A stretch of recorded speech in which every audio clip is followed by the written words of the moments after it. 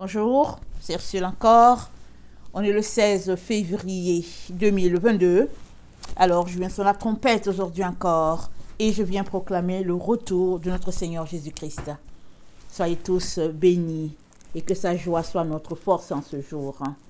Alors, seras-tu dompté par le dragon ou réussiras-tu à lui échapper?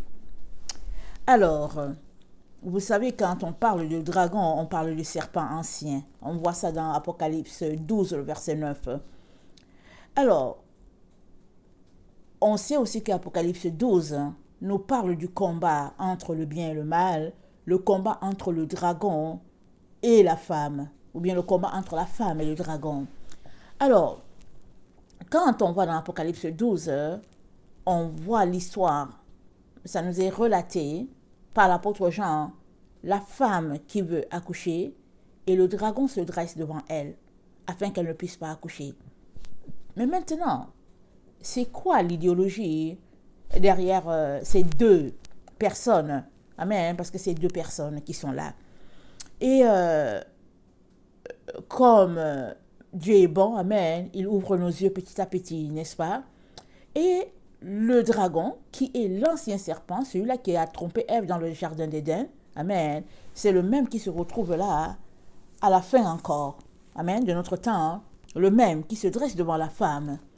Et la femme, amen, on va lire Genèse 3, le verset 15, quand Dieu a appelé tout un chacun à rendre compte, Adam, Ève et puis le serpent, amen, Adam a dit pour lui, il a dit c'est la femme dit que c'est le serpent, et puis Dieu a donné la sentence du serpent, il a dit au serpent, je mettrai inimitié entre toi et la femme, entre ta postérité et la postérité de la femme.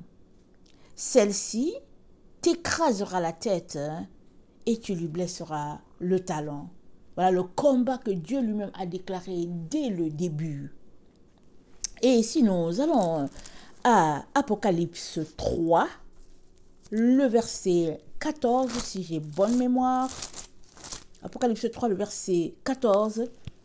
Notre Seigneur Jésus-Christ parle à son serviteur et il lui dit, écris à l'ange de l'église de Laodicée, voici ce que dit l'Amen, le témoin fidèle et véritable, le commencement de la création de Dieu. On est à la fin, et Jésus-Christ se présente comme le commencement de la création de Dieu. Il nous renvoie complètement à la Genèse. Il dit à l'église de Laodicée, cette église-là qui aime bien le monde et puis ses valeurs, Jésus-Christ dit à cette église-là, tu sais quoi, je suis le commencement. Donc c'est Jésus-Christ lui-même qui nous renvoie au début, dans la Genèse. Et à la Genèse, qu'est-ce qui s'est passé? À la Genèse, c'est l'histoire extraordinaire de Dieu et de ses enfants. Alors, Dieu a créé, amen, l'homme à son image, il a tiré le côté féminin de la femme, et si bien que d'une personne, il en a fait deux, et il leur a dit de se multiplier. On va regarder Genèse 2, verset 26, Genèse 1, le verset 26. Puis Dieu dit, faisons l'homme à notre image, selon notre ressemblance, qu'il domine sur les poissons de la mer, sur les oiseaux du ciel, sur le bétail, sur toute la terre, et sur tous les reptiles qui rampent sur la terre. Dieu créa l'homme à son image, il le créa à l'image de Dieu, il créa l'homme et la femme. Dieu les bénit, et Dieu leur dit, soyez féconds, multipliez, remplissez la terre, et l'assujettissez, et dominez sur les poissons de la mer, sur les oiseaux du ciel, et sur tous les animaux qui se meuvent sur la terre. Et Dieu dit, voici, je vous donne toute herbe portant de la semence, et qui est à la surface de toute la terre. Et tout arbre ayant en lui du fruit d'arbre et portant de la semence, ce sera votre nourriture. Et à tout animal de la terre, à tout oiseau du ciel, et à tout ce qui se meut sur la terre, ayant en soi un souffle de vie, je donne toute herbe verte pour nourriture. Et cela fut ainsi. Alors, dès le début, Dieu a établi les normes, les bases du comportement de l'homme et la femme. Il leur a dit, vous allez manger les herbes et puis les fruits. C'est ça qu'il leur a dit. Et il a dit à l'homme et à la femme de se multiplier, d'être féconds et de remplir la terre. Alors, quand il a fini de donner ses consignes, c'est là que Satan est venu pour les corrompre. Et il est venu et il a séduit Ève afin qu'elle ne marche pas comme Dieu lui a dit. Parce que Dieu a dit, il a dit, attendez, il dit au verset 29, il dit, Dieu dit, voici, je vous donne toute herbe portant de la semence qui est à la surface de toute la terre, et tout arbre ayant en lui du fruit d'arbre et portant la semence, ce sera votre nourriture. Donc, Dieu, il donne les consignes, il dit, voilà comment ça devrait marcher, voilà comment vous devez vous comporter. Et l'ennemi de nos âmes est venu, il a parlé à Ève, il lui a dit, est-ce que Dieu a dit ceci? Puisqu'il a entendu. C'est un esprit séducteur. Elle dit, oui, il a dit ceci, c'est là. Il a dit qu'on ne doit pas toucher cet arbre-ci, là. Là. Celui-là où il y a la connaissance du bien et du mal. Celui-là où le mal est mélangé avec le bien. Celui-là où la vérité est mélangée avec le mensonge. Celui-là où la lumière est mélangée avec les ténèbres. Il nous a dit de ne pas manger ça.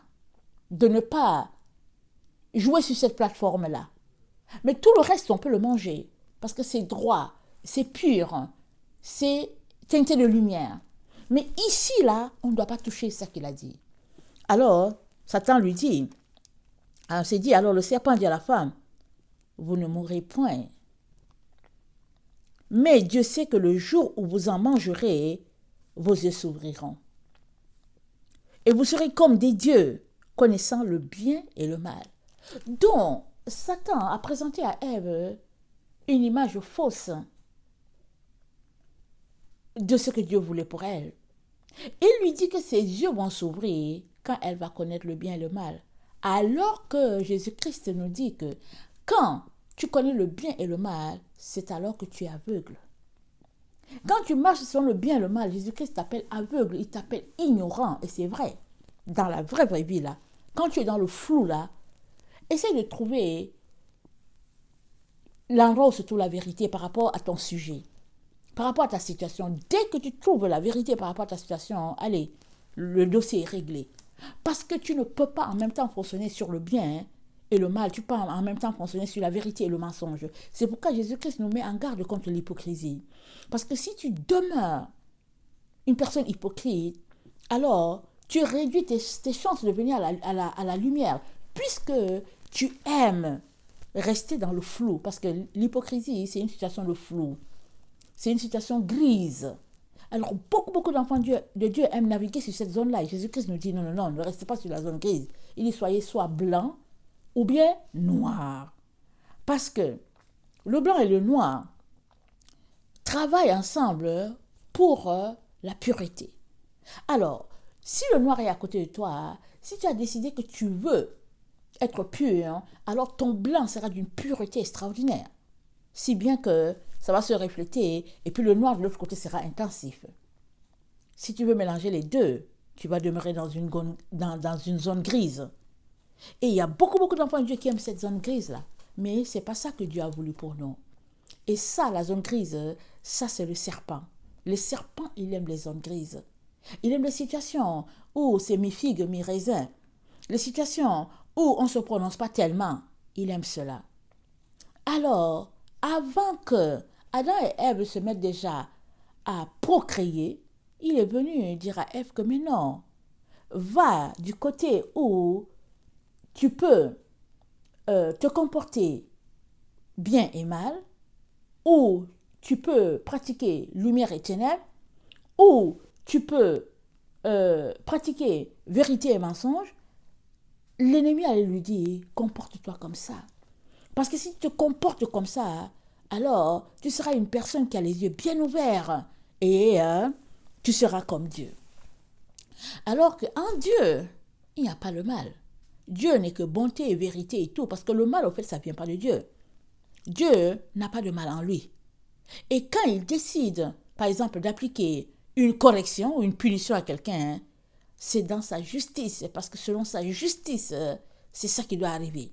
Alors ça n'a rien à voir avec ses émotions, les attitudes de son cœur. Alors, avant donc que Adam et Ève puissent se répandre sur toute la terre, selon la bénédiction divine, Satan les a corrompus. Si bien que la semence de pureté, de vérité qu'ils sont, a été entachée. Et désormais, tout a été corrompu. Alors, nous voici donc la race corrompue. Et tout ce qui venait était corrompu. Alors, donc, Dieu a vu une personne qui avait compris son plan d'origine. Et cette personne, c'est la Vierge Marie. Il l'a vue. Et de là où il l'a vue, il a dit, elle portera mon fruit. Par elle, je veux bénir dans la terre. Puisque je l'avais mis en Adam et Ève, et puis ça n'a pas abouti, elle va faire aboutir le projet. Alors Ève, c'est la femme qui a eu son enfant sans relation sexuelle. Tous les autres ont des rapports sexuels avec un homme. La voie que l'ennemi a tout tracée pour l'humanité. Parce que avant qu'Adam et Ève puissent avoir leur enfant, Satan les avait déjà corrompus dans leur sexualité. Si bien que ils ne pouvaient pas faire ce que Dieu voulait pour eux. Or, Dieu a voulu que chacun puisse avoir son enfant comme Marie a eu le sien. Marie a eu son enfant par la foi. Une vie de pureté, une vie de sainteté, une vie de soumission totale à son Dieu. Et quand Dieu a regardé sur la terre, il n'a vu que pureté, il n'a vu que lumière, il n'a vu que excellence. Finalement, il a dit, ok, on va passer par elle. On aura une race pure venant d'elle. Et Jésus-Christ, donc, est venu, lui, le fruit qui est sorti de Marie, il est venu pour restaurer ce que Dieu avait dit. Il a dit à ses disciples, en tout cas, si quelqu'un veut me suivre, qu'il vienne après moi et qu'il se charge de sa croix et qu'il renonce à lui-même. Jésus-Christ a appris à ses disciples à ne pas se marier. C'est de là que c'est venu chez les catholiques que bon, ils ne doivent pas se marier, ils doivent ils doivent se garder chastes. C'est Jésus qui leur a appris ça. Maintenant, c'est une bonne chose. Pourvu qu'ils le gardent, mais malheureusement, ils ne le gardent pas. Plusieurs font un jeu de chasteté, vœu de chasteté. Ils entrent dans les monastères, ils deviennent des prêtres, mais après, ils renient. Ils renient leur engagement. Ou bien ils arrivent, ils trouvent que le système est comme ça, et puis on abuse d'eux. Et puis eux aussi se mettent à abuser les autres. Alors que quand ils sont entrés là-dedans, c'était avec l'intention de servir. Après, ils étaient tout simplement déçus parce que plusieurs dedans ont été abusés. Et puis bon, voilà, toutes sortes de situations. On n'entre pas là-dedans. C'était juste une parenthèse pour dire que Jésus-Christ l'a enseigné à ses disciples. Il a dit à ses disciples, si quelqu'un veut venir après moi, qu'il se charge de sa croix, qu'il renonce à lui-même. Et les disciples ont reçu l'enseignement que c'est un sacrifice total à notre Dieu. Donc, ils ont pratiqué l'abstinence. Ils ont pratiqué une vie de sainteté totale. Et cet enseignement aussi nous a été caché. On n'a reçu que des bouts. Parce qu'au IVe siècle, on a déconnecté l'Église mise en place par les apôtres, on l'a déconnectée d'Israël et on l'a connectée à Rome. L'empereur Constantin a dit qu'il était devenu chrétien. Alors il a demandé de réécrire la Bible selon ses choix à lui. Alors les gens lisaient les textes, et puis quand les textes étaient trop durs, ils disaient mais non, on ne prend pas celui-là. Finalement, ils ont harmonisé les choses pour que l'être humain puisse aller dans le sens de ce que l'empereur voulait. Alors on a grandi comme ça, on a évolué comme ça.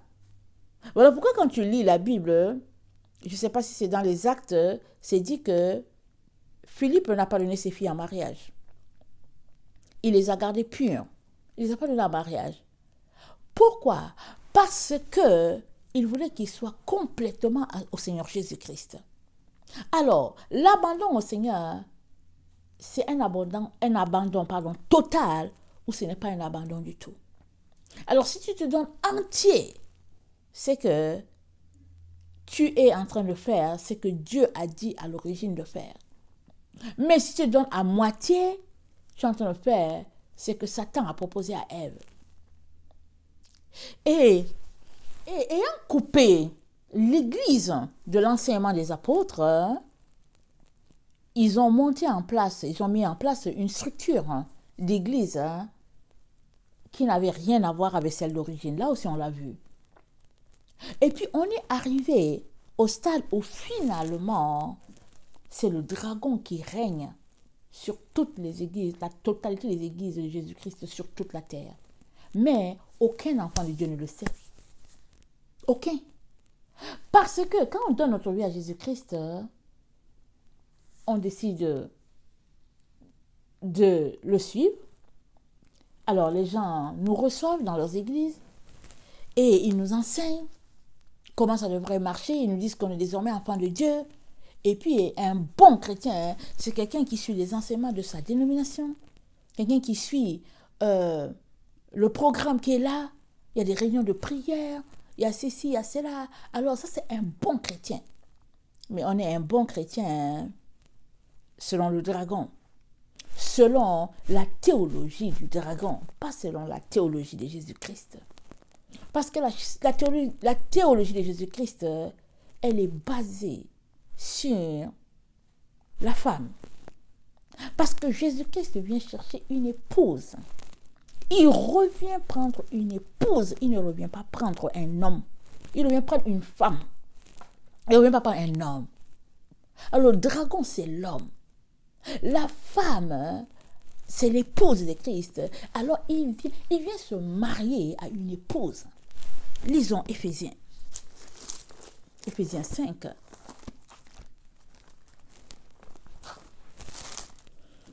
Éphésiens 5 nous dit, car le mari est le chef de la femme, comme Christ est le chef de l'Église qui est son corps et dont il est le sauveur. L'Église est le corps de Christ.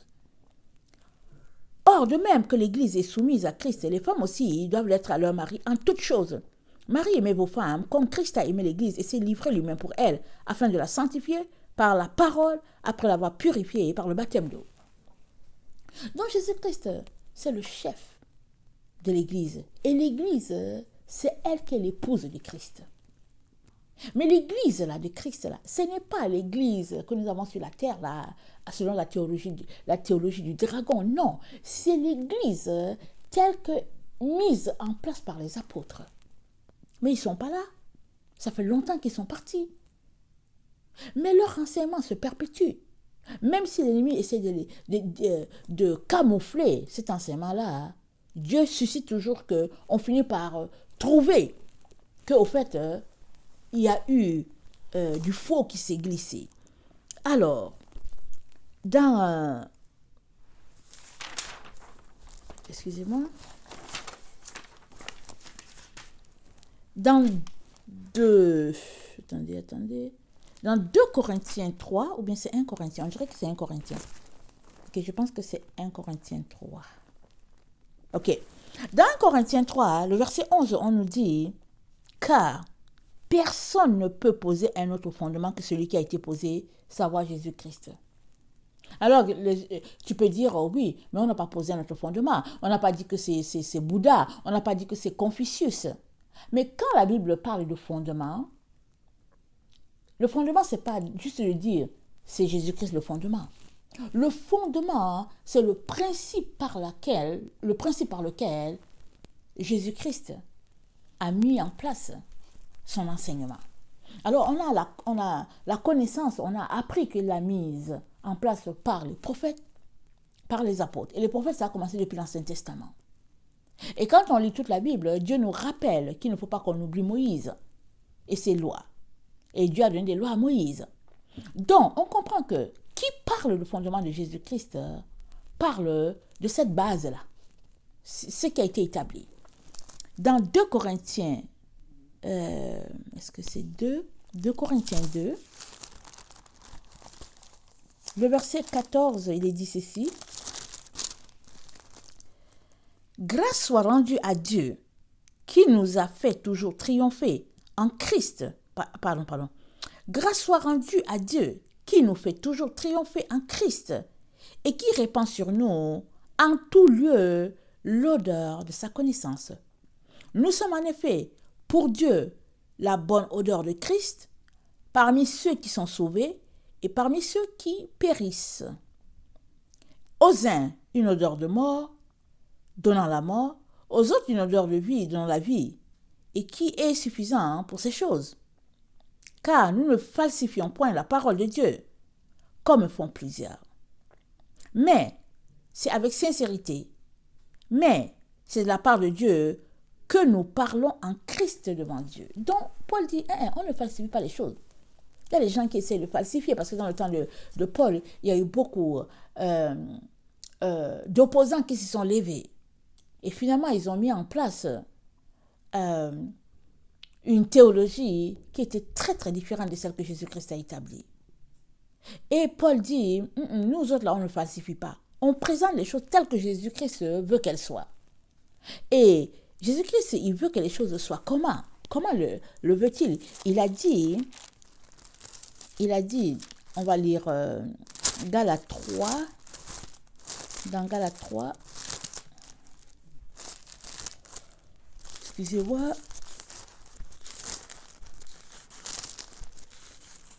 le verset 12 c'est dit, « Or, la loi ne procède pas de la foi. Mais elle dit, celui qui mettra ces choses en pratique vivra par elle. » Il dit, entre la loi et la foi, en tout cas, il y a un grand écart. La loi ne procède pas de la foi. C'est soit tu marches par la foi, soit tu marches par la loi. Alors, dès le début, dès à l'origine, Dieu a voulu que Adam et Ève marchent par la foi. Il leur a dit, multipliez, assujettissez la terre. Il voulait qu'ils dépendent totalement de lui. Et puis, ils se multiplieraient. Mais eux, ils ont prêté oreille aux manigances de Satan, si bien que toute la race humaine a été déchue. Et même quand Jésus-Christ est venu restaurer les choses, là aussi on ne nous a pas révélé, on a mis ça de côté, on ne voulait pas qu'on sache. Et Christ nous a racheté la malédiction de la loi, le verset 13, Galates 3.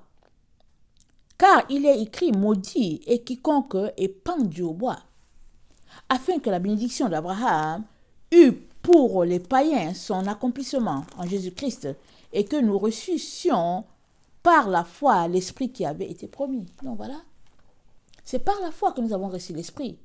Et ça, là, c'est pas nouveau. Dieu a voulu cela dès le début, dès le jardin d'Éden. Mais ça n'a pas eu lieu à cause des manigances de l'ennemi. Alors, il nous dit, le verset 15, il dit, frère, une disposition en bonne forme, bien que faite par un homme, n'est annulée par personne, et personne n'y ajoute. Est-ce que vous comprenez? Quand c'est quelqu'un qui écrit une disposition, une recommandation, supposez que moi, j'écris une recommandation et je signe, il n'y a personne qui va l'annuler. Ils vont juste se dire que c'est elle qui l'a écrit, et puis bon, respectons ça, et puis etc. Surtout si la personne arrive qu'elle n'est pas là, et puis bon, cette chose-là, c'est comme, voilà la preuve. On a ça. Il dit que mais si on n'est pas capable d'annuler les choses écrites par des êtres humains, combien ne devons-nous pas annuler ce que Dieu lui-même a établi? Alors, il dit, « Or, les promesses ont été faites à Abraham et à sa postérité. » Il n'est pas dit « aux postérités » comme s'il s'agissait de plusieurs, mais en tant qu'il s'agit d'une seule, et à ta postérité, c'est-à-dire à Christ. C'est écrit à ta postérité. Alors, Paul dit, c'est écrit à Christ. Voici ce que j'entends. Une disposition que Dieu confirme antérieurement, ne pas être annulée, et ainsi la promesse rendue vaine par la loi survenue 430 ans plus tôt. Donc, il dit que si on ne peut pas annuler les choses qu'un être humain a écrites, à combien plus forte raison ne devons-nous pas annuler ce que Dieu a établi? Et pourtant, ça a été annulé. Et on nous a présenté un évangile différent. Et on est resté fidèle à cet évangile-là. Parce que on n'avait pas connaissance. On n'avait pas connaissance qu'en suivant ces consignes-là, on était en train de suivre le dragon. On n'avait pas connaissance. Donc, si on regarde juste la vie dans nos églises, peu importe le continent, hein, on, on, est, on est bombardé de tous côtés, de toutes parts, par le monde dans nos églises.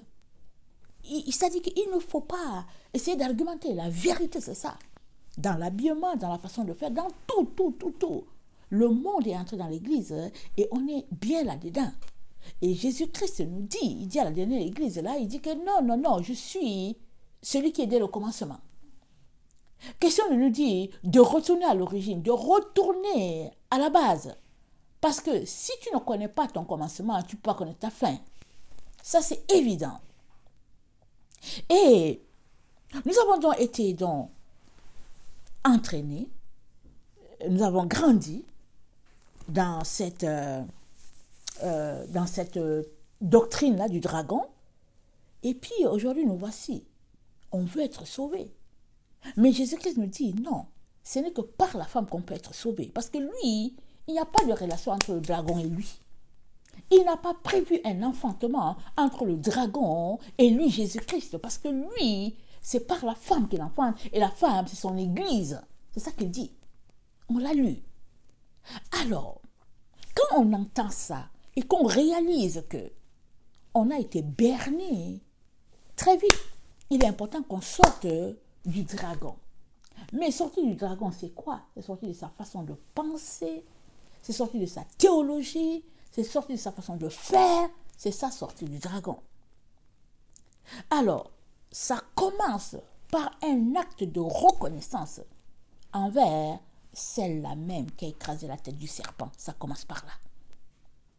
Moi, j'étais en train de prier il y a quelques jours, et puis le Seigneur m'a donné un nombre, et c'est le nombre 42. Attendez, je vais regarder. Quand il m'a donné le nombre 42, parce que j'étais en train de prier, j'étais en train de rendre grâce, voilà.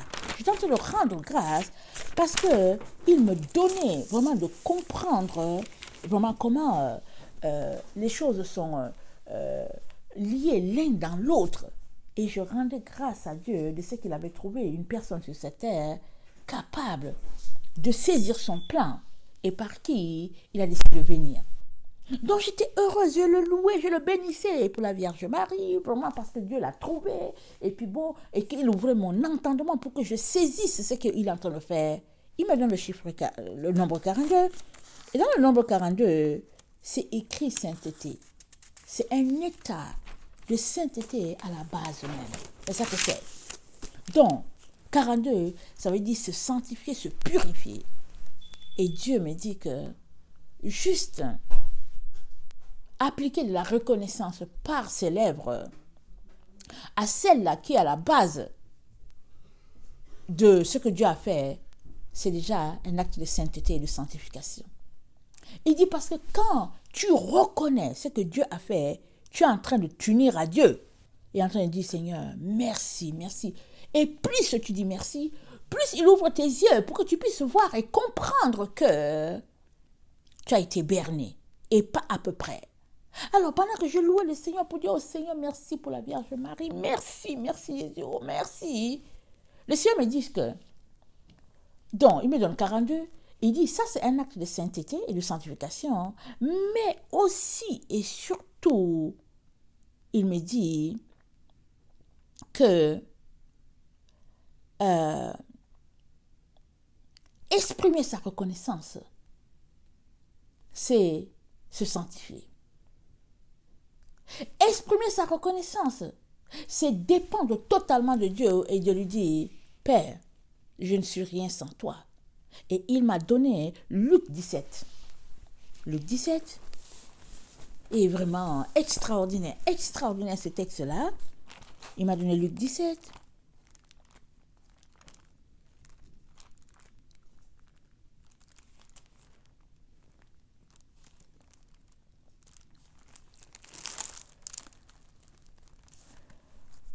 Le verset 11, Jésus se rendant à Jérusalem, passait entre la Samarie et la Galilée.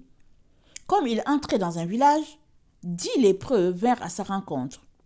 Se tenant à distance, ils élevèrent la voix et dirent, Jésus, Maître, aie pitié de nous.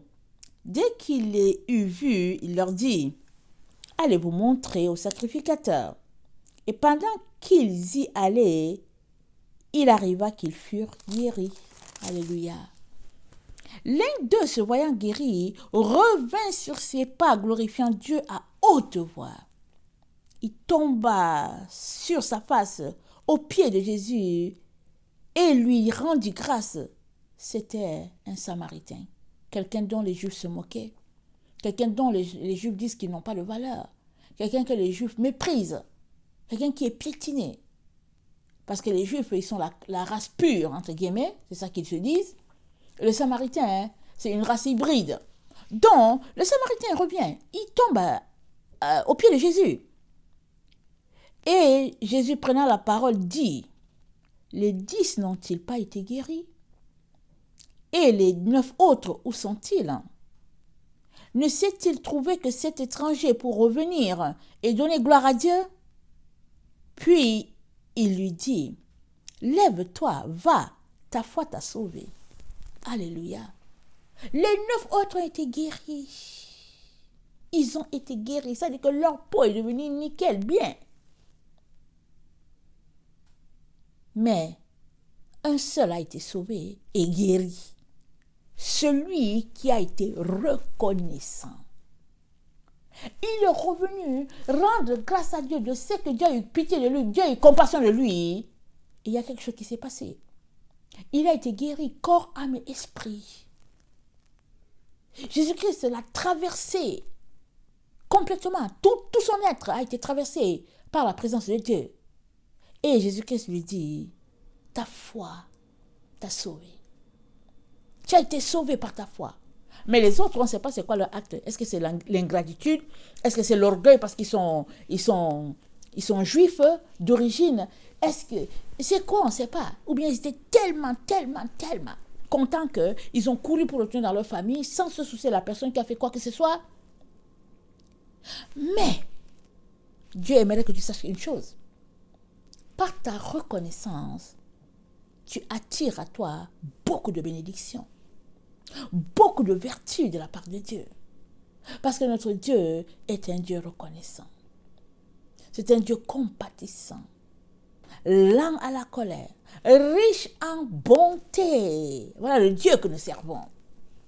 Alors, pour peu que tu te connectes à ses valeurs, à ses principes de vie, alors il te bénit au-delà de tout ce que tu peux imaginer. Un seul est revenu pour être reconnaissant. Et pourtant, ils étaient 10 à être guéris. Et Dieu dit, c'est la même chose. Il dit, tous ceux qui ont exprimé et qui expriment leur reconnaissance envers celle-là même que Dieu a choisie, ils embarquent sans qu'ils le réalisent sur la voie de la sainteté, de la sanctification, ils embarquent sur la voie de la bénédiction. Plusieurs ne réalisent pas jusqu'où ils sont bénis. Plusieurs ne réalisent pas, plusieurs ne sont pas au courant de cette histoire-là que oui, c'est affaire de dragon et puis affaire de femme. Non. Ils savent seulement que ils rendent hommage à Dieu pour cette femme, c'est tout. Et Dieu nous présente dans Apocalypse 12, dans le temps dans lequel nous sommes à la fin, il ouvre nos yeux pour nous dire que le combat entre la femme et le dragon, c'est le combat des enfants de lumière contre les enfants des ténèbres. Et qui est le dragon? Le serpent ancien. Celui-là qui est en train de corrompre toute la terre afin que tout soit hybride. Quand on voit un homme, on ne sait pas si c'est un homme ou une femme, surtout les femmes. Quand on les voit marcher, on regarde, on se dit, ah, ok, d'accord, c'est une femme. Mais quand tu viens devant elle, en avant d'elle, tu ne sais pas si elle est un homme. Elle est en pantalon, elle est ceci, elle est cela, tu ne sais pas. Alors aujourd'hui, tu regardes, tu prends la nourriture, tu manges, tu dis, ah, mais je ne sais pas qu'est-ce que je mange. Est-ce que je mange la viande ou bien du poisson? Parce que tu ne sais pas ce que tu manges. Voilà la société dans laquelle nous sommes. Voilà le monde, de ce que le monde est devenu. Mais Dieu a dit quoi? Il dit, tu ne mélangeras pas deux espèces. Alors les anges sont descendus vers les filles. Ils sont venus, ils ont quitté leur hauteur. Ils sont venus se corrompre pour épouser les femmes. Elles ont su, elles n'ont pas su, ça, en tout cas, c'est de leur faute. Et ils ont accouché des géants. Le temps qu'ils se rendent compte, la terre était corrompue entièrement et Dieu a décidé de détruire. Il l'a détruit par le déluge. Mais Noé trouva grâce. Et Dieu l'a épargné. Et nous sommes là, à ce point-là, où Dieu est en train de nous dire de nous réveiller et pas à peu près. De sortir de la politique du dragon, de sortir du mensonge du dragon, de sortir de l'illusion, de la perversité, de la corruption de nos pensées, de nos idiots, de sortir de là immédiatement. On a la Bible, on peut la lire, mais la théologie du dragon, elle a envahi toute la terre. Et tant que toi et moi, nous ne retournons pas au commencement, pour connecter à Dieu, pour savoir qu'est-ce qu'il a dit, on ne peut pas s'en sortir. On ne peut pas. Parce que Dieu a dit quoi? Il a dit au serpent, hein, en tout cas, moi j'ai mis l'inimitié entre la femme et toi. Ça dit que les deux, ça ne passe pas entre les deux. Premier point. Deuxième point, il dit au serpent, la postérité de la femme va t'écraser la tête. C'est-à-dire la descendance de la femme. C'est-à-dire le fruit de la femme va t'écraser la tête. Et qui sont les fruits de la femme? C'est chaque personne qui décide de marcher sur ce que Dieu a déclaré. Par leur reconnaissance, par leur façon de marcher, par ce qu'ils confessent, par le fait qu'ils rejettent la politique du dragon, la théologie du dragon, et qu'ils épousent la politique établie par Dieu lui-même, qui est via le canal de la femme.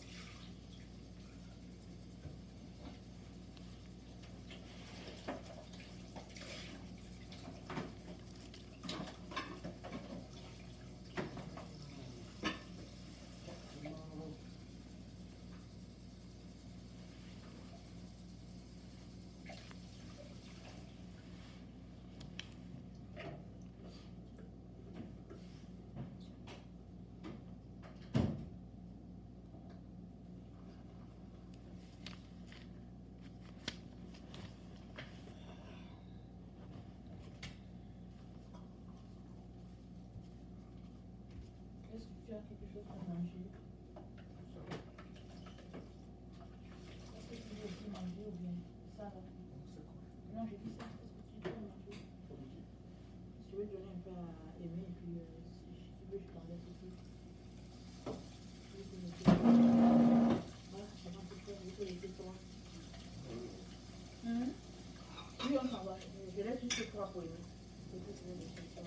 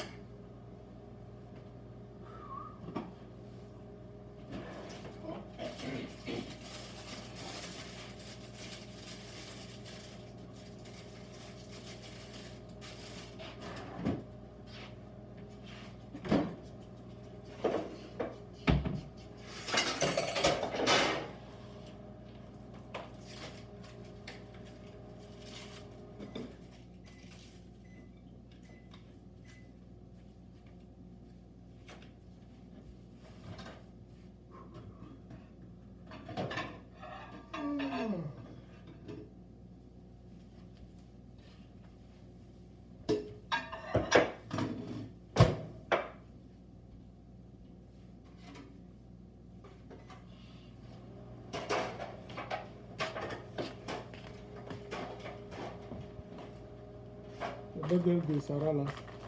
C'est ici.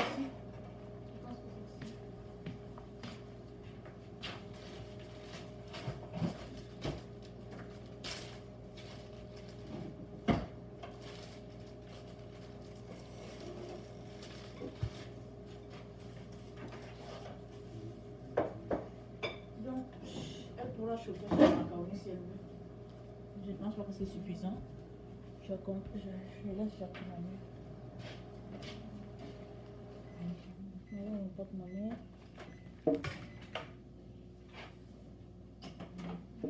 Dieu a donc prévu qu'il rachèterait la terre par la femme, non par un homme. Non, non, non. Et n'oublions pas, c'est par la femme que la faute est venue, que la faute est entrée dans le monde. Et Dieu est tellement bon, amen, que quand tu commets un péché, il te donne toujours l'occasion de te racheter. Il te donne toujours la possibilité de revenir pour demander pardon. Amen. Et ça, c'est dans le principe de Dieu. Amen. Alors, rappelons-nous, quand les deux se sont retrouvés, tous deux nus, amen, et qu'ils se sont cousus des habits en figues, c'était les feuilles d'arbres, Dieu les a couverts avec la peau d'un animal, parce que ça, c'était plus, ça protégeait plus, mais ça voulait aussi dire que le sang avait coulé. Amen. Le sang avait coulé pour le rachat, amen, de la faute commise par Adam et Ève. Mais ce n'est pas venu par Adam, c'est venu par Ève. C'est Ève qui s'est laissée séduire. Et Dieu, dans son grand amour, dans son plan parfait de rédemption, dans le fait qu'il est amour, compassion, il a dit au serpent que, ok, cette fois-ci-là, tu as eu ma fille, tu l'as eue. Elle s'est laissée séduire. Mais vient le temps où elle va t'écraser la tête. C'est ça que Dieu a dit au serpent. Parce que c'est un combat. Parce que le serpent a déclaré la guerre à Dieu via la femme. Et Dieu dit, par la femme encore, la terre sera rachetée. Alors si toi tu es là, tu marches par le dragon, je ne sais pas comment tu vas faire pour t'en sortir. Parce que Dieu a prévu que le rachat de l'humanité serait par une femme. Et il y a eu une femme, la Vierge Marie a trouvé grâce devant Dieu. La terre a existé, les hommes ont vécu, Noé est venu, il est parti, et puis chaque génération est passée, et on nous a parlé de Noé. On nous a parlé d'abord d'Enoch, on nous a parlé de Noé, après on nous a parlé d'Abraham, etc., etc., etc. Et, Dieu a vu une jeune fille qui a marché dans la sainteté, dans la pureté. Il dit à Gabriel, vas-y, c'est elle.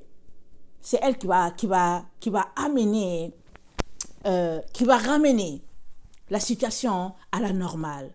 Et Gabriel est venu, il a cogné à la porte, il est venu parler à la Vierge Marie en disant que elle va porter la semence qui va apporter la délivrance de la terre. Alors c'est comme ça que, ayant reçu la parole, en même temps l'enfant s'est formé dans son sein. Amen. Par la puissance du Saint-Esprit. Et ce Dieu-là n'a pas changé. Et le serpent, le dragon, il n'est pas actif juste avec notre génération. Il l'était aussi dans le temps où Jésus-Christ a marché sur la terre. C'est pas juste avec nous. Mais du temps même où Jésus a marché sur la terre, Jésus a réprimé la pensée du serpent. Il a dit niet, niet, niet. C'est pourquoi les pharisiens étaient contre lui. Ils ont décidé de le tuer. C'est à cause de cela. Parce que Jésus-Christ les appelait race de serpents, race de vipères. Allons-y, regardez Matthieu 23. Matthieu 23, le verset 13, on ne va pas lire tout parce que c'est long, je vous encourage à lire. Mais on va regarder ce que le Seigneur a dit.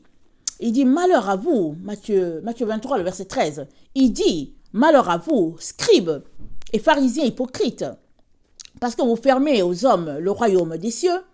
Vous n'y entrez pas vous-même et vous ne laissez pas entrer ceux qui veulent entrer. J'espère que ça te dit quelque chose. C'est pareil dans notre temps. Alors, tous ceux-là qui disent que non, les choses ne sont pas comme ça et que voilà, ça devrait être comme on leur met les bâtons dans les roues et puis on les traite de tout et de rien, on les jette des églises, toutes sortes de situations. Alors, c'est rien de nouveau pour nous, n'est-ce pas? Alors, il dit malheur à vous, scribes et pharisiens hypocrites, parce que vous dévorez les maisons des veuves et que vous faites par l'apparence de longues prières, à cause de cela, vous serez jugés sévèrement. Malheur à vous, scribes et pharisiens hypocrites, parce que vous courez la mer et la terre pour faire un prosélyte, et quand il est devenu, vous en faites un fils de la géhenne 2 fois plus que vous. Alors, imaginons l'exemple de Paul. C'est les pharisiens qui ont formé Paul. Et Paul était devenu un tueur, un meurtrier. Il allait de ville en ville, il attrapait ces chrétiens-là, il les mettait dans les prisons, il les tuait, et puis bon, il a assisté au meurtre d'Étienne. Mais Jésus-Christ est tellement bon qu'il a décidé de racheter Paul. Il est tellement bon qu'il a vu que Paul était tout simplement aveuglé, il était dans l'ignorance. Parce qu'ils ont formé un enfant pire qu'eux. Paul était pire que ses maîtres. Gamaliel était juste assis là, on n'entendait pas que Gamaliel avait fait quelque chose de grave, mais on a entendu les ravages qu'ont fait Paul. Alors voilà un bon exemple d'un prosélyte formé par les pharisiens. Alors, verset 16, « Malheur à vous, conducteurs aveugles, qui dites si quelqu'un jure par le temple, ce n'est rien, mais si quelqu'un jure par l'or du temple, il est engagé. Insensé et aveugle, lequel est plus grand, l'or ou le temple qui sanctifie l'or? Si quelqu'un dit de vous, encore jure par l'autel, ce n'est rien. Mais si quelqu'un jure par l'offrande qui est sur l'autel, il est engagé. Aveugle, lequel est plus grand, l'offrande ou l'autel qui sanctifie l'offrande? Celui qui jure par l'autel, jure par l'autel et par tout ce qui est dessus. Celui qui jure par le temple et par celui qui l'habite. Et celui qui jure par le ciel, jure par le trône de Dieu et par celui qui y est assis. Malheur à vous, scribes et pharisiens hypocrites, parce que vous payez la dîme de la menthe, de l'âneth et du cumin, et que vous laissez ce qui est plus important dans la loi, la justice, la miséricorde et la fidélité. C'est là ce qu'il fallait pratiquer sans négliger les autres choses. Conducteurs aveugles, vous qui coulez le moucheron et qui avalez le chameau, malheur à vous, scribes et pharisiens hypocrites, parce que vous nettoyez le dehors de la coupe et du plat et qu'au-dedans, ils sont pleins de rapines et d'intempérance.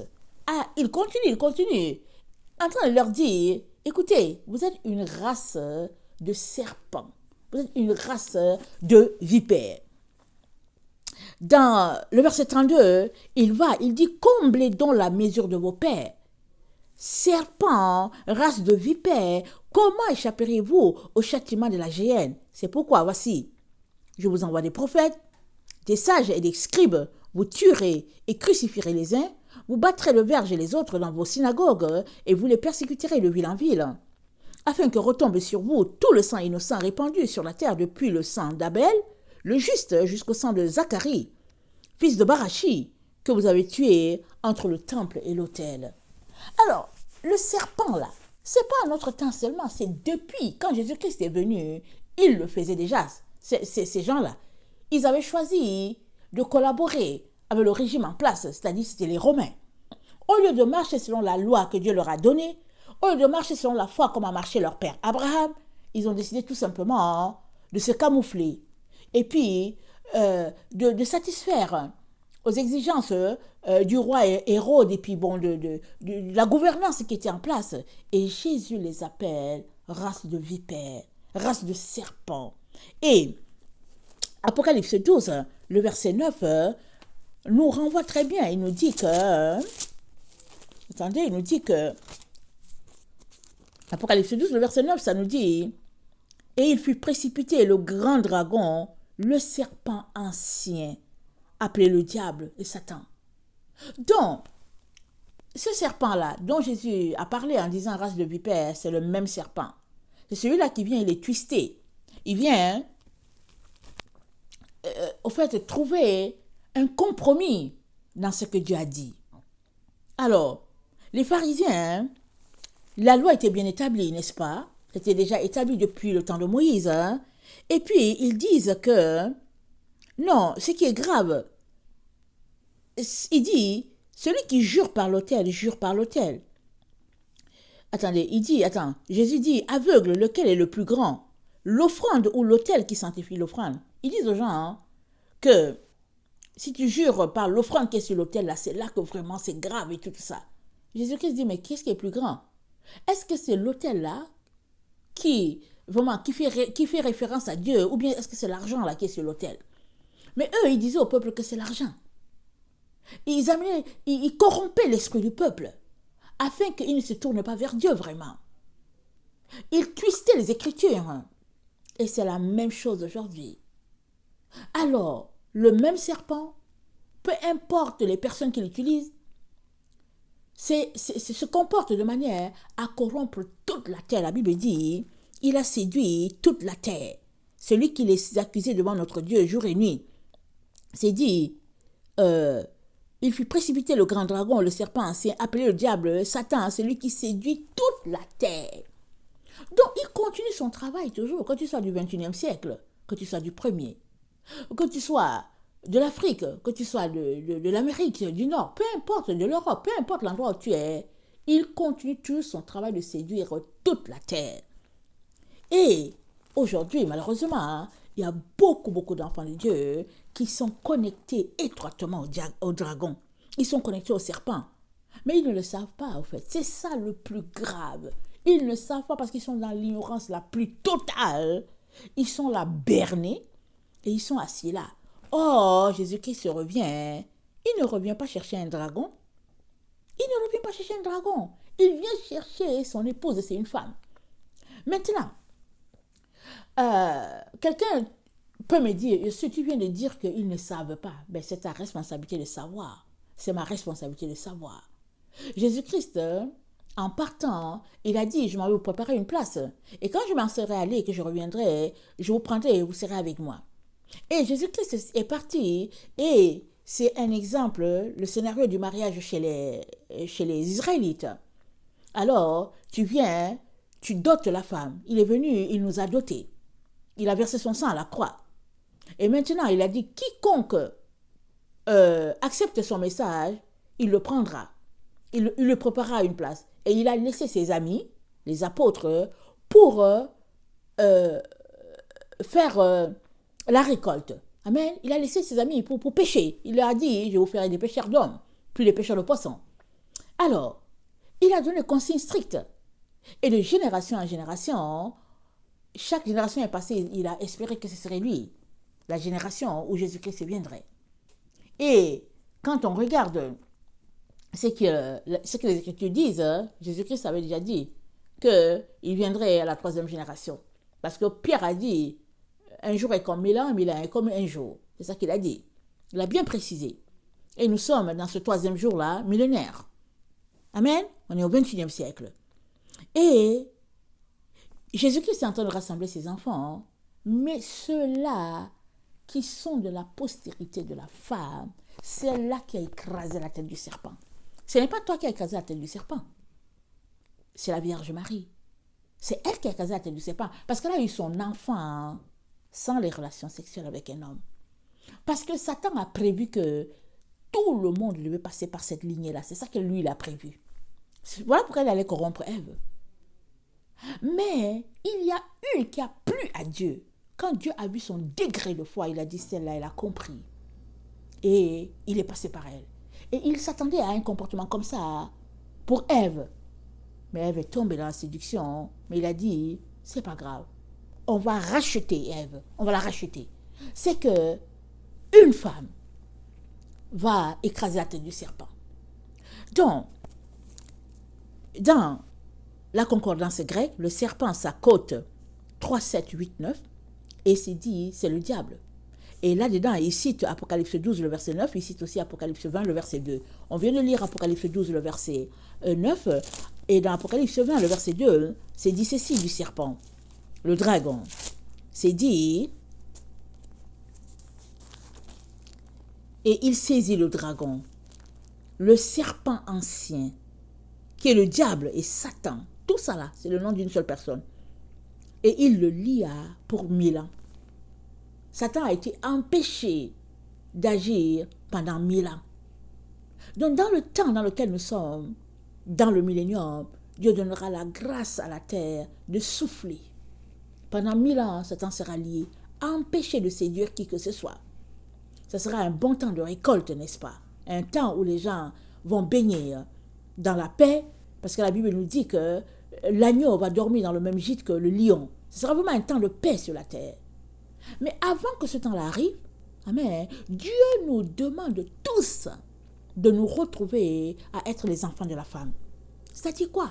Tu ne peux pas passer ton temps à insulter celle-là qui a porté, celle-là à qui Dieu a accordé une grâce particulière. Celle-là, c'est-à-dire que qui a réjoui le cœur de Dieu.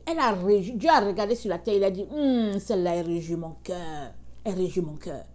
Tu ne peux pas, de là où tu es, mépriser celle-là qui a réjoui le cœur de Dieu. Parce que Dieu dit que celui qui reçoit un prophète en qualité de prophète aura une récompense de prophète. Tu ne peux pas te permettre de te comparer à elle. Tu ne peux pas, c'est pas possible.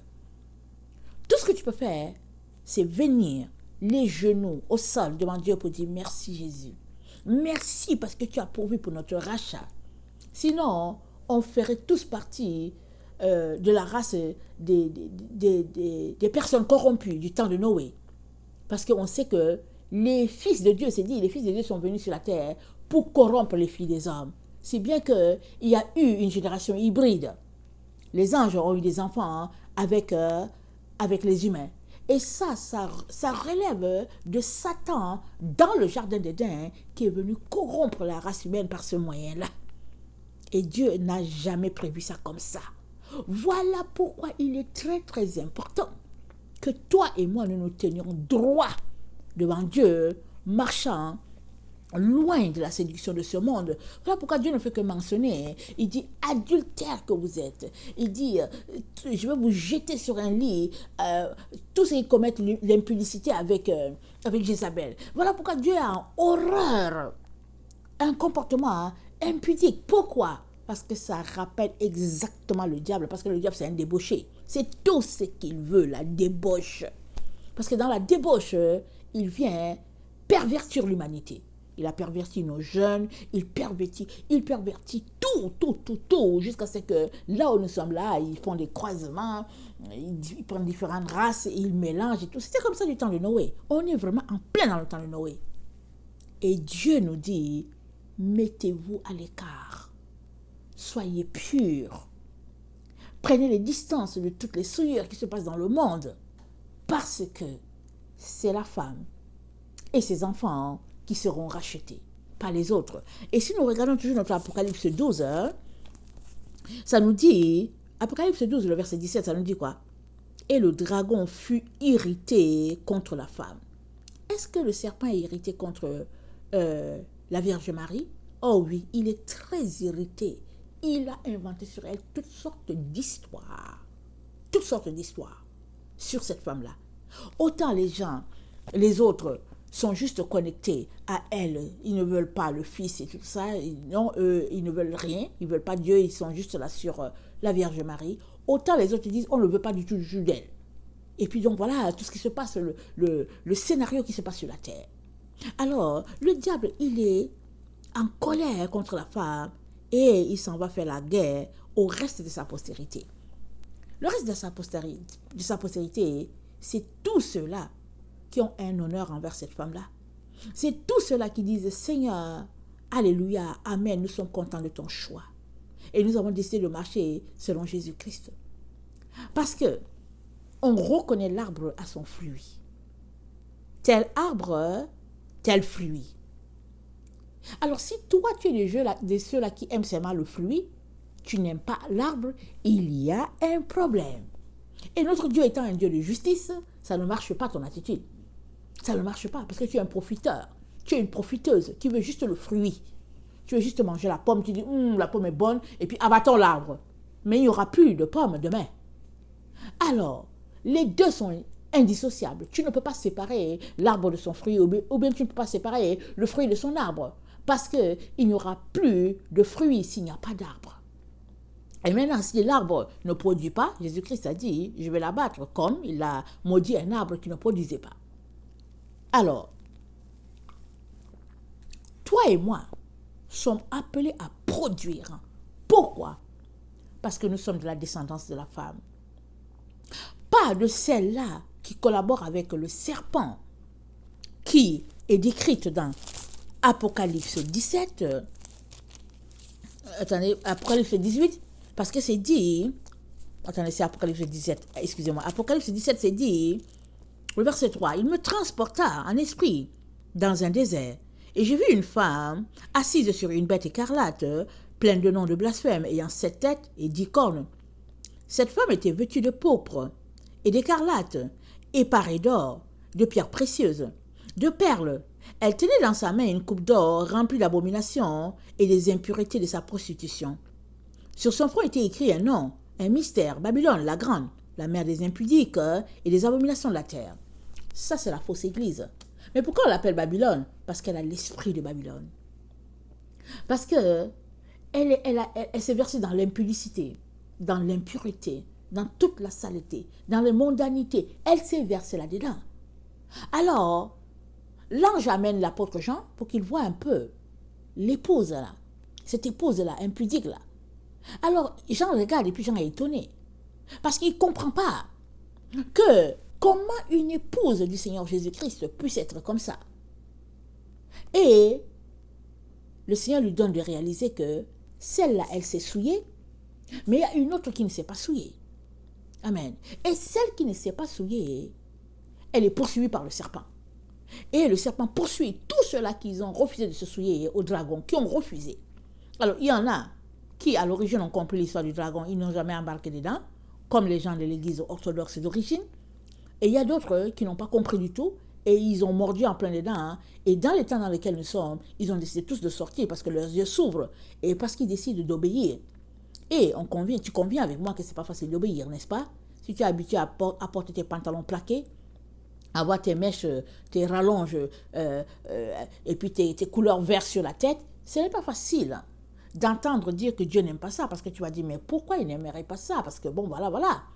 Parce que tu as grandi là-dedans, on t'a éduqué là-dedans. Mais Dieu est en train de te dire que si tu gardes ces habitudes-là, alors tu es tout simplement en train de collaborer avec cette femme-là d'Apocalypse 17, le verset 3. Et cette femme-là d'Apocalypse 17, le verset 3, n'est autre que le dragon lui-même. Ou bien, cette femme-là appartient au dragon. On l'appelle Babylone. Elle appartient au dragon. Alors, dans les temps dans lesquels nous sommes, toute église dans laquelle l'esprit de Babylone sera retrouvé, elle périra. Parce que qu'est-ce que Dieu dit? Au verset 17 de Apocalypse 17, Dieu dit, « Car Dieu a mis dans leur cœur d'exécuter son dessein, et d'exécuter un même dessein, et de donner leur royauté à la bête jusqu'à ce que les paroles de Dieu soient accomplies. Et la femme que tu as vue, c'est la grande ville qui a la royauté sur les rois de la terre. » Alors, au verset 16, c'est dit, « Les 10 cornes que tu as vues et la bête haïront la prostituée, la dépouilleront et la mettront à nu, mangeront ses chairs et la consumeront par le feu. » Alors cette fausse église-là, elle sera consumée par le feu. C'est le jugement de Dieu qui va tomber sur elle. Et cette fausse église-là, elle a décidé de suivre les traces du dragon. Corruption, impudicité, manger les viandes sacrifiées aux idoles, mensonges, vol, idolâtrie, toutes sortes de comportements qu'on peut dire que Dieu dit de ne pas faire. Cette prostituée-là, elle l'a. Et Dieu te dit, sors de la voie de la prostituée. Parce que la prostituée, elle se prostitue avec le dragon. Elle ne se prostitue pas toute seule. Elle est en collaboration étroite avec le dragon. Et lui, Jésus-Christ, il ne vient pas chercher le dragon. Il ne vient pas épouser le dragon. Il vient épouser une femme. Parce que notre Dieu, il a donné un principe. C'est que la famille, il y a un homme, il y a une femme. C'est ça que Dieu dit. Et Jésus-Christ continue de maintenir sa pensée, même dans les temps dans lesquels nous sommes. Et si toi, tu n'es pas dans la pensée de Christ, tu deviens son ennemi. Voilà pourquoi il est très, très important que tu sortes de là. Parce que par amour, Dieu te dit, sors de là et sors de là. C'est ça que nous devons comprendre et choisir d'obéir à Dieu. Choisir. Et dans Ézéchiel 14, notre Dieu nous rappelle ce serpent ancien-là, qui il était déjà. Il était déjà dans le jardin d'Éden.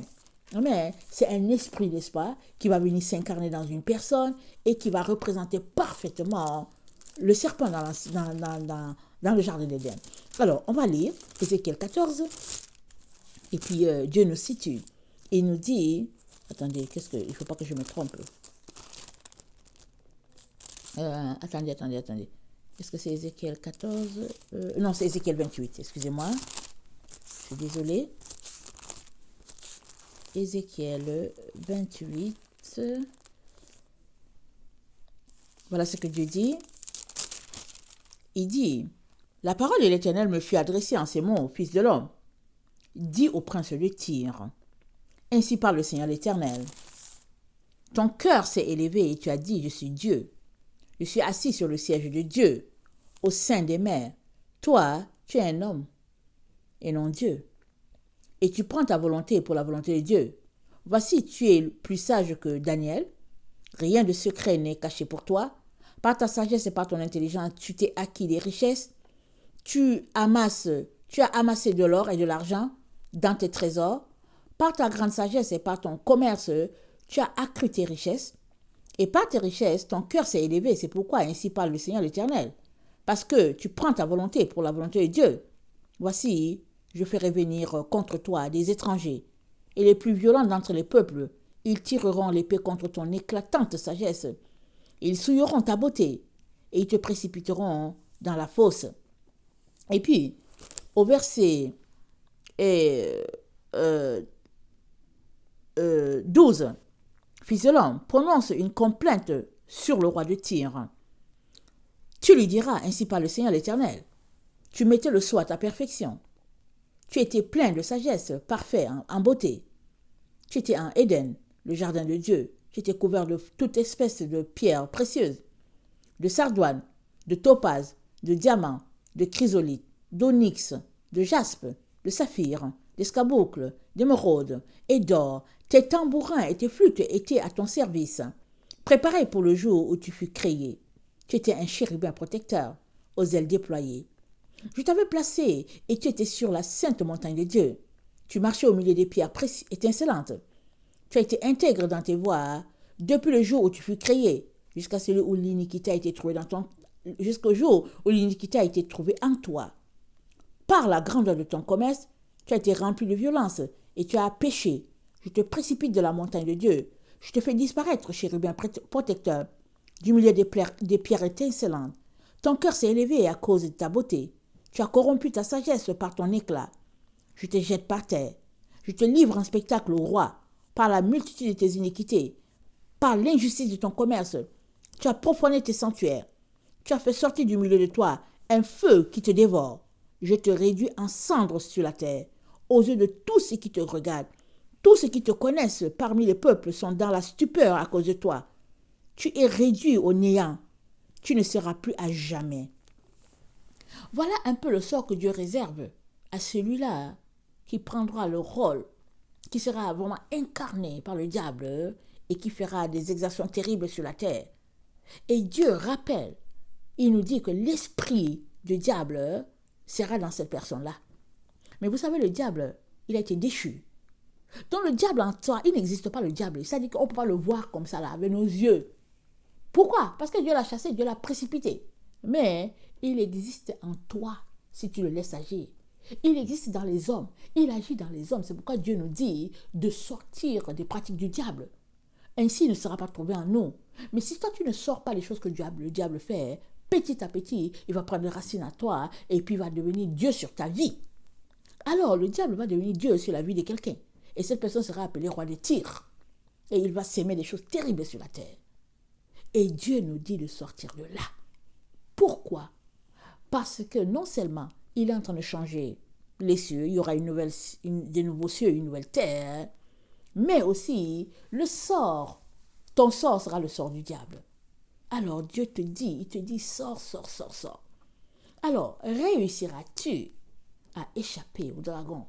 Ou bien t'engloutira-t-il par toutes sortes de séductions? Quand les disciples ont dit à Jésus-Christ, oh, en fait, dis-nous quand est-ce que ça va arriver, il a dit, prenez garde que nul ne vous séduise. Parce qu'une fois que tu es séduit, c'est fini. Tu es embarqué sur une voie. C'est-à-dire que tu es sur l'autoroute qui mène à l'enfer.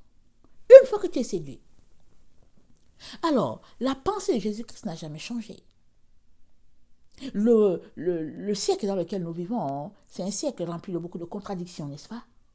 Alors il y a des gens, ils vont se dire, ah non, mais moi, en fait, oui, je suis l'enfant de la femme, et puis bon, patati, mais tout ce qu'ils font, ça relève du dragon, parce que c'est le dragon qui a mis en place tout le système d'église dans lequel nous sommes. À l'origine, ce n'était pas comme ça. Et le Seigneur aimerait qu'on retourne à l'origine. Par la grâce de Dieu, il me donne d'apporter ce que je peux, amen. Mais il est important que tu ailles faire tes recherches. Il est important que tu ailles chercher. Internet est pour tout le monde. Tu n'as qu'à faire tes fouilles. Tu n'as qu'à aller prier Dieu pour demander, Seigneur, est-ce que ce que Ursule dit là, c'est vrai? Au lieu de commencer à lancer les pierres et puis à raconter, va demander. Parce que Dieu qui a élevé la Vierge Marie a dit quoi? Elle a dit, désormais, toutes les générations me diront bienheureuse. Alléluia. J'espère que tu fais partie des gens qui diront à cette femme-là bienheureuse par ton attitude, par ton comportement, par tout. J'espère que tu fais partie des gens qui vont dire, oh, elle est bienheureuse, elle est bénie cette femme-là. Ou bien, vas-tu faire partie des gens qui vont l'inciter pour dire, hé, elle est une femme comme tous les autres, et puis gna gna gna, et puis gna gna gna. Sans respect, insolence, orgueil, mépris. Plein d'enfants de Dieu sont comme ça, et puis parmi les femmes, ils sont des femmes. Elles osent se comparer à la Vierge Marie. Eh ben. Alors, il est temps qu'on puisse changer si on veut être l'enfant de la femme. C'est pas compliqué. Il y a la femme, il y a le dragon. C'est pas compliqué. Ne va pas mélanger les choses pour dire que, ok, d'accord, bon, ok, je suis l'enfant de la femme, je serai sauvé. C'est les enfants de la femme qui seront sauvés, et puis c'est eux que le diable poursuit. Et puis c'est pour tout le monde. Hein. Tout le monde peut devenir enfant de la femme maintenant même. Ou bien demeurer enfant du dragon. Parce qu'enfant du dragon, là, quand on est né, on est devenu chrétien, hein, on a été élevé dans l'histoire du dragon. C'est tout simplement qu'on était aveugle, on ne voyait pas. Nos yeux étaient fermés. On passe le temps à insulter les catholiques. Hey, les catholiques ont fait ceci, les catholiques ont fait ça, les catholiques ont fait ceci. Hein? Ok. Nous, on sort des catholiques, et si vous ne savez pas, on sort des catholiques. L'église catholique, elle est apostate depuis, c'est passé le 2e ou le 3e siècle. Parce qu'elle s'est détachée de l'église orthodoxe. Elle s'est détachée, elle avait ses raisons et après elle s'est trouvée un pape. Elle est apostate depuis. Les protestants sont descendus de l'église catholique pour montrer l'apostasie de l'église catholique. Alors donc, arrête d'insulter l'église catholique parce que toi-même tu sors des catholiques. Essaie de voir comment tu peux régler ta situation. Pour dire, Seigneur, aide-moi, enlève les écailles de mes yeux afin que je comprenne ce qui se passe. Au lieu de passer ton temps à insulter et puis tu ne comprends rien, tu insultes. Oh, elle demande Dieu pour dire, oh Seigneur, tu passes le temps, tu insultes. Ça n'a pas de sens. Et dans le temps dans lequel nous sommes, Dieu a encore décidé. Il n'a pas changé d'avis. Hein. Il n'a jamais changé d'avis à propos de la Vierge Marie. Il n'a jamais changé d'avis. Elle a dit que désormais, toute la génération va l'appeler bienheureuse. Et ce sera comme ça de génération en génération, de génération en génération. Si toi, tu viens, tu refuses d'embarquer dans les gens qui disent bienheureuse, c'est tant pis pour toi. Tu auras ta part de récompense parce que tu es insolent, tu es insolente. Tu n'es pas reconnaissant. C'est de ça qu'il est question. Alors, le dragon va-t-il t'emporter? Toi seul, tu répondras à la question. Je ne suis pas en train de pratiquer le culte de Marie ou quoi, je suis juste en train de ramener la vérité. Parce qu'il faut que tu saches ceci. Si vous pensez que oui, nous les protestants, nous dans la vérité n'est pas venue au XVIe siècle, je suis désolée. Parce que quand Martin Luther est venu, c'était au XVIe siècle. Et il a fait tellement de bévues qu'il faut essayer d'aller voir ce que lui, il a fait. Alors, il a tellement fait de bévues, mais Martin Luther a dit une chose, il a dit jamais je n'enlèverai dans ma liturgie vis-à-vis de la mère. Il a dit je n'enlèverai pas la liturgie vis-à-vis de la Vierge Marie. Il dit oh non, ça on n'enlève pas ça. Il a dit ça. Mais quand il est mort, les Calvins, les Wesley, quand tout le groupe est parti, alors le protestantisme a continué de se polir, comme on dit, et ils ont fait sauter aussi la liturgie envers la Vierge Marie, et ils ont continué de couper. Aujourd'hui, on ne fait que couper, on ajoute la franc-maçonnerie, on coupe, on ajoute la Rose-Croix dans les églises protestantes, on coupe, on ajoute Illuminati, on ne fait que couper, on coupe, c'est bon. les lois de Dieu, et puis finalement on dit, on est sauvé par grâce. Alléluia. On n'a besoin de rien. Mais quelle abomination. Il est temps qu'on retourne à l'origine. Les deux genoux au sol pour dire, papa, pardonne-nous. Papa, pardonne-nous, sauve-nous. Sauve-nous. Alors, que le Seigneur bénisse sa parole. Je vous aime beaucoup et Dieu davantage. Je veux continuer sur la même lancée. Et vous savez quoi, aujourd'hui le Seigneur m'a visité. Ah Seigneur, il m'a visité et il m'a dit, continue, je suis content de toi, je suis content. Et vous savez quoi, un enfant quand son père lui dit qu'il est content, ah, j'étais contente. Voilà pourquoi je le vends en poupe. Parce que le Seigneur m'a dit, c'est ça. Va réveiller tes frères et sœurs. Parce que c'est ça, tu as trouvé. Alléluia, que le Seigneur bénisse sa parole. Je vous aime beaucoup et Dieu davantage. Maranatha, Jésus-Christ revient. Amen et amen. Soyez bénis.